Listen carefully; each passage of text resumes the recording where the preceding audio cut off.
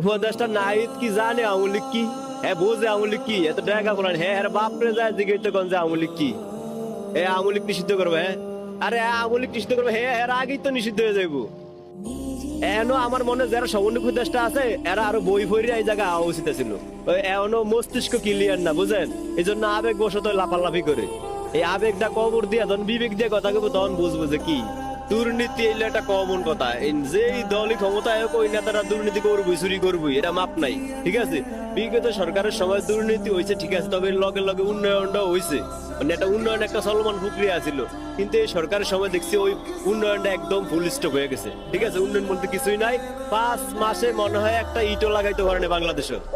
যথেষ্ট ধ্বংস করছে কিন্তু উন্নয়ন করতে পারে নাই।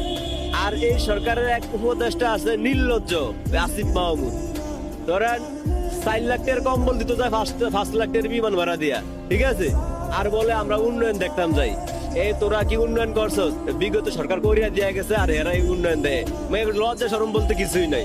নিজেরা যদি কিছু একটা করতো আর ওরা দেখতো যাইতো তাহলে একটা মানাইতো। আওয়ামী লীগের সরকারের উন্নয়ন ওরা চাইতো যায় হেলিকপ্টার দিয়া।